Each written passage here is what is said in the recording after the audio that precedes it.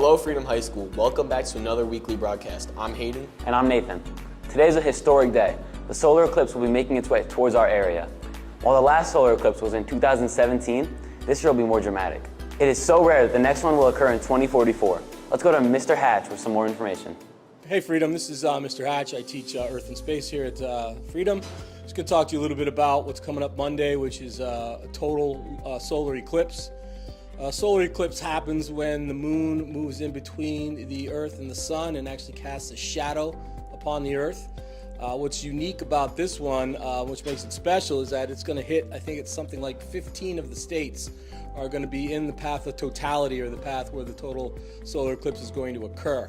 The one thing that we all need to remember is that we are not in that path, so we are not going to be able to view it safely with your unaided eye. So do not look at the sun during the eclipse. You can damage your eyes. You need to have special solar glasses for that from a reputable dealer, or you need to make a pinhole viewer, which there are directions for that online. So again, very important that you do not look at the solar eclipse. You can damage your eyes because of that. Right, thank you. Thanks, Mr. Hatch. Nate, make sure you don't look directly at the sun when you leave school today. That's exactly what I'm going to do. This week, the Forum is going behind the scenes for the upcoming 42nd Street musical, interviewing the juniors organizing this year's prom, and asking students about their March Madness final predictions. Let's get straight into our important news first, though. This information is urgent for all seniors. The community service deadline is this Friday, April 12th. You must have submitted at least 60 hours by the end of this week, or you'll not be able to graduate. Be sure to see Mrs. Medina in room 114B if you have any questions about acquiring community service hours. This is a reminder for all seniors who expressed interest in speaking during graduation.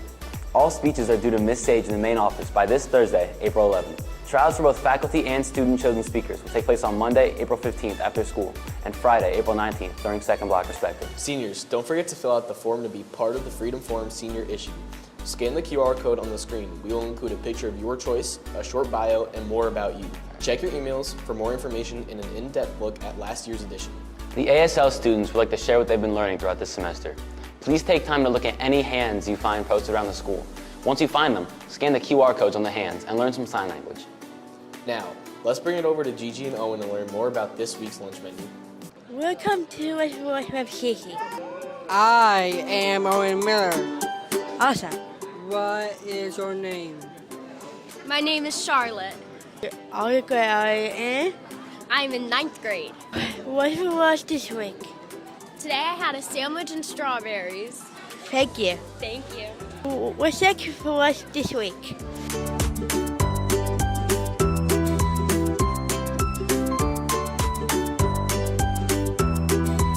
Thanks, Gigi and Owen. The menu sounds great. Let's move on to Amy and Connor for behind-the-scenes footage and interviews about Freedom's spring show, 42nd Street. This weekend, April 12th through the 14th, is Freedom's production of 42nd Street. Amy and I are both a part of the production, but we wanted to interview some cast and crew members about their thoughts of the show. Let's go see what we found out. All right, Julia, what's your character? I play Peggy Sawyer. And could you give us a little explanation about your character? So Peggy Sawyer is a young girl who just wants to get into the line of a Julian Marsh show, and unfortunately she comes late to our audition, and so it kind of starts off rough for her, but in the end she finally gets to prove herself and is just a hopeful young girl who wants to be a Broadway actress. All right, and do you have any, do you have like a favorite part in the show? My favorite part is going to your dance. That's kind of like the turning point of Peggy's career, because she meets these super sweet girls and they're like, well, I bet you can't tap dance, but Peggy Sawyer's like, no, I can tap dance. And so they do a whole number and they tap dance together, and then at the end of it, Julian Mars, she sees that she can tap dance, and then she makes it into the show. Yeah, I can vouch for it. It's a really cool number. So why do you think that people should come and see our show? Because I think it's very different than all the other shows that we've seen here. There's so much tap dancing. Usually tap dance is something that you don't see very often in a high school musical, but there's a lot of tap dancing. It is super big and it's super fun, and I think it'll be very entertaining for everyone to watch. Hi, I'm here with my fellow crew member. Ella Baltz. And can you tell me what your job is when the show is running? So I do a lot of things during the show week. I do the mics, which is how you're able to hear everybody. I put them on people. our cast members. I do battens, which is the stuff that flies in, like the big curtains that comes up and down. I help move the set pieces with everybody else. And if there were flight, which there's not in this show, I would also do that as well. And for this show specifically, what would you say your biggest challenge has been? My biggest challenge is probably just finding out when everything happens, because for one of our battens, it goes up and down a lot, and sometimes it happens during a song, so I have to really pay attention to what's going on.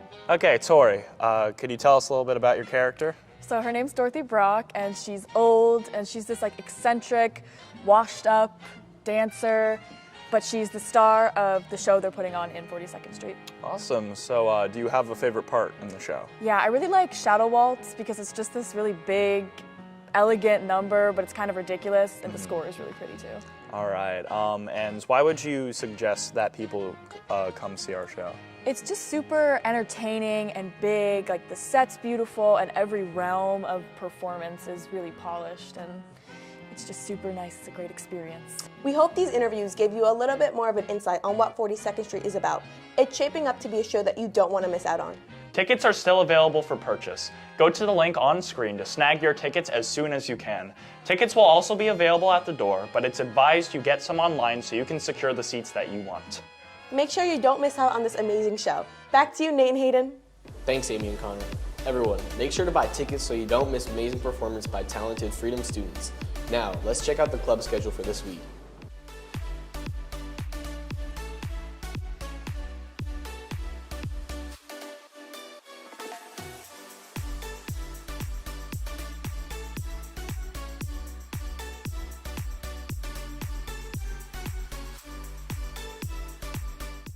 It's important to get involved in clubs after school if you haven't already. Now, let's check in with Tyler, who met up with junior class representatives to learn more about this year's prom. Thanks, Nate and Hayden. As most of you may know, prom is coming up. I'm going to be interviewing Bella, Abby, and Sarah, the junior officers organizing this event, to get more information. Who am I here with? I'm Abby Plasko. I'm Bella Webb. And I'm Sarah Echeverria. So what can you tell us about prom this year? So this year prom is themed Roaring Twenties, and it's going to be at Steel Stacks. When will it be occurring? So it's going to be on May 24th from 6 to 10 p.m. So how are students able to buy tickets? So you can buy these tickets starting today at all lunches up until May 10th, and they're $90. And is there anything else that students would need to know in order to attend prom? You must have paid your class dues in order to buy a ticket, and if you want to take anyone else that doesn't attend Freedom, you can pick up your guest forms in 602, 212, and 101. All right, thank you guys so much for your time. Thanks again for everyone who was interviewed. I'm sure that the event will be a great success. Juniors and seniors, don't forget to get your tickets before it's too late. Back to you, Nate and Hayden. Thanks, Tyler. Hey, Nate, are you going to prom? Nah, I'm too busy. Now, let's go check in with Sean for our Freedom Pates Sports Update. Hey, Pates, and welcome back to your Freedom Pates Sports Update. I'm Sean, your host for this week. This past week, baseball beat Liberty with junior Chase Walker dusting the Canes, only allowing 3 hits and throwing 7 strikeouts, letting the Pates pull away with a 1-0 win. The boys and girls lacrosse teams also added points to the bell, winning against the Canes in dominating fashion with scores of 17-2 and 15-8. Congrats to Alex Greenberg on getting his 100th goal and 200th apple while leading the team to a victory. Now heading on to this week's sports. On Monday, boys tennis is at home for their senior day. Make sure to come out and support the boys as they take on Whitehall on the courts at 3:30. Up the hill, baseball and softball will be playing at home against Becca at 4. There will be a meet against Whitehall on the track at 3:30, while boys lacrosse plays Parkland at the turf at 5:30. On Tuesday, boys volleyball will be playing against Easton at 5. Boys lacrosse will be playing at home against Moravian Academy, while girls lacrosse travels to Moravian. Tennis goes across town to Becca to play the Golden Hawks at 3. On Wednesday, tennis will be traveling up north to East Stroudsburg to compete at 3:30. On Thursday, boys lacrosse will compete at the turf against Becca, while boys tennis travels to Moravian Academy. Volleyball will take a trip to Pocono Mountain East at 5, with both baseball and softball moving to DeSales University to play against Liberty yet again. Finally, on Friday, track and field will be competing in the Palisades Invitational, while at home baseball and softball plays Deeriff. That's all for your Freedom Pates Sports Update. Moving on to sports outside of Freedom, Griff and I will be talking to people about March Madness. Let's go to that now.